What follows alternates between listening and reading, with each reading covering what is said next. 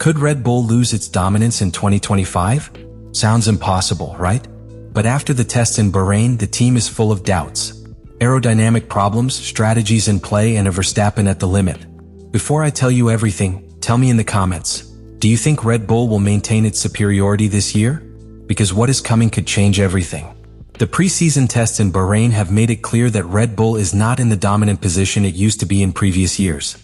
Pierre Wache, the team's technical director, admitted that the car did not respond as expected at certain key moments of the tests. Despite the team having a driver of the caliber of Max Verstappen, the RB21 showed inconsistencies in its behavior on track that could compromise its performance at the start of the season. One of the most notable problems that arose during the 3 days of testing was the balance of the car. Red Bull has been dealing with a tricky behavior pattern. Initial understeer when entering fast corners, followed by oversteer when exiting them. This type of instability creates difficulties for the drivers, as it forces them to make constant adjustments to the line and the car's setup to try to mitigate these effects. The team tried to correct these problems by introducing aerodynamic changes, but without achieving the desired stability. One of the solutions that Red Bull implemented was the modification of the beam wing, with the intention of improving the efficiency of the DRS and reducing aerodynamic drag on straights. However, this configuration affected the level of downforce in the corners, which forced additional adjustments to the front wing and suspension to try to regain the lost balance. Another indication that Red Bull is still looking for answers was the amount of aerodynamic testing they carried out until the last moment. During the final runs, Max Verstappen was seen using Flovis on various areas of the car, a special paint that allows the behavior of the airflow on the surface of the car to be visualized. Normally, by this stage of preseason, teams have already defined the aerodynamic direction of their car and used testing to make fine adjustments. In the case of Red Bull, the fact that they continue to evaluate key aspects of the design until the final day suggests that they have not yet found the ideal setup. The team also brought forward the implementation of certain updates that were originally scheduled for the first race in Australia. During the third day of testing, Red Bull introduced a new nose with a wider and partially squared shape. This modification was aimed at improving the management of the airflow towards the side pods, reducing the outwash effect that was decreasing the efficiency of the undercut on the side pods.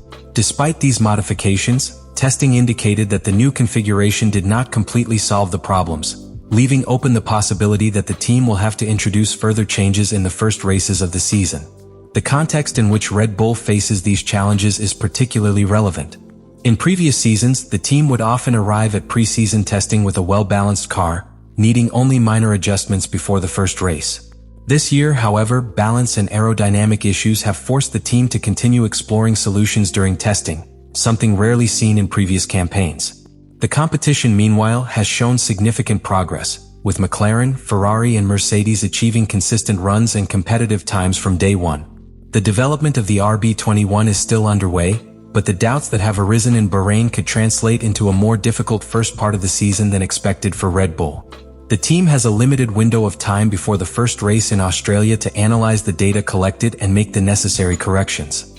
If they fail to resolve these issues in time, they could find themselves in a situation where they are no longer the dominant team, but just another team in the fight for victory. Red Bull has maintained its philosophy of constant evolution rather than making radical changes to the design of its car. At first glance, the RB21 may look like a refined version of its predecessor, but every detail of the car has been fine-tuned to maximize performance within the regulatory limits.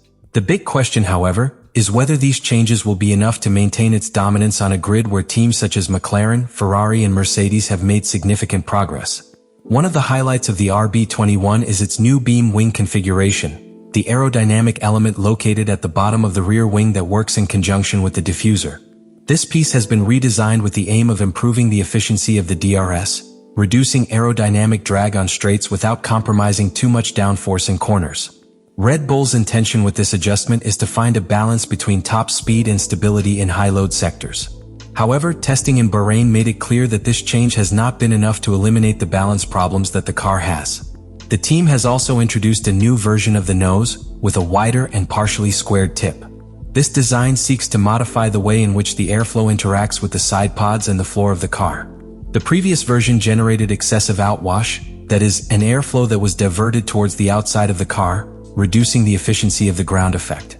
The new version of the nose attempts to correct this problem by better channeling the flow towards the lower area of the car, optimizing the aerodynamic load generated by the floor. Despite this effort, the data collected during testing indicates that the car is still not achieving the desired stability.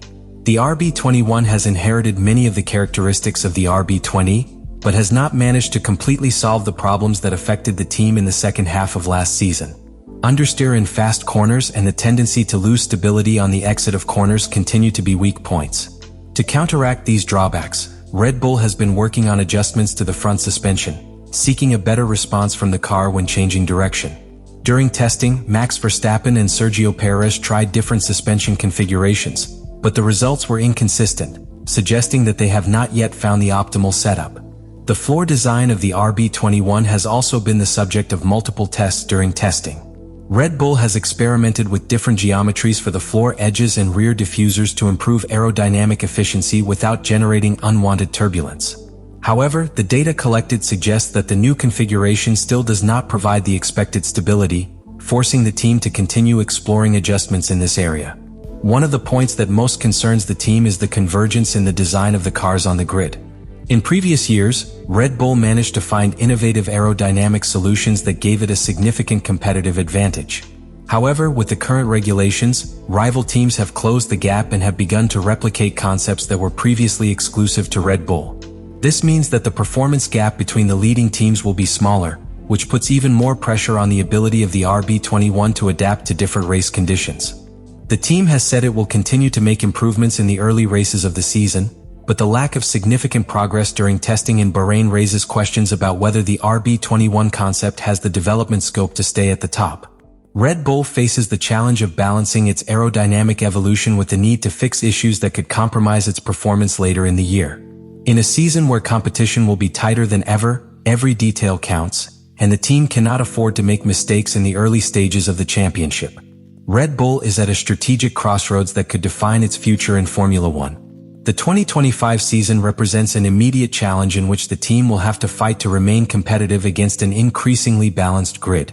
At the same time, the regulatory revolution of 2026 forces all teams to plan ahead, allocating resources to the development of the new car that will mark the beginning of a new era in the championship. The key for Red Bull will be finding the right balance between improving the RB21 to fight for the title this year and preparing the project for 2026 without compromising its current performance. The team has made it clear that it will not sacrifice the 2025 season in favor of the next generation of cars. Technical director Pierre Watch has been emphatic that Red Bull's focus remains on maximizing the potential of the RB21 and ensuring the team can challenge for wins from the first race. However, the amount of time and resources each team can commit to 2026 will be a determining factor in the advantage they can gain going forward. Formula One has shown on multiple occasions that those teams that start the development of a new regulation earlier than others often gain a significant competitive advantage in the first year of the new regulations. The big difference with previous cycles is that Red Bull is not starting from the same dominant position of recent years. In past seasons, the team managed to combine the development of its current car with forward planning without compromising its competitiveness. But after testing in Bahrain, it has become clear that the RB21 still requires significant work to reach its maximum performance. Adding to this is the pressure that teams such as McLaren, Ferrari and Mercedes have closed the gap to Red Bull, meaning any mistake in decision-making could be costly. One of the key factors in this equation is the time available in the wind tunnel. Having not won the Constructors' Championship in 2024, Red Bull has more aerodynamic development sessions than reigning champions McLaren. This gives it an advantage in optimizing the RB21 and planning the 2026 car. However, more time in the wind tunnel does not automatically guarantee better results. How Red Bull manages this resource will be critical to determining its competitiveness in both seasons. Another aspect the team must consider is the stability of its technical structure. In recent years, Red Bull has been one of the strongest teams in terms of continuity in its engineering and design team. However, with the departure of key figures such as Adrian Newey looming on the horizon and responsibilities within the technical department being reshuffled, the transition to 2026 could prove more complex than expected. How Red Bull handles these internal changes will directly influence its ability to develop both the RB21 and the car under the new regulations. Uncertainty also extends to the engine department. Red Bull powertrains will debut in 2026 as an independent manufacturer, marking the first time in the team's modern history that it will design its own power unit rather than relying on an external supplier. This change is a huge challenge, as developing a completely new engine requires a significant investment of time and resources. Meanwhile, rivals such as Mercedes, Ferrari and Honda have decades of experience in engine manufacturing, giving them an advantage in terms of reliability and performance. Red Bull will need to ensure that the development of its power unit does not take away from the refinement of the RB21, as any delay in this process could compromise its chances in both seasons. Another element that plays a key role in Red Bull's planning is the evolution of the competition. In 2022, the team could afford to bring forward the development of the RB19 because its advantage over the rest of the field was considerable. But in 2025, the situation is different. McLaren and Ferrari have shown that they are in a position to challenge for wins, and Mercedes has made significant advances in its aerodynamic concept.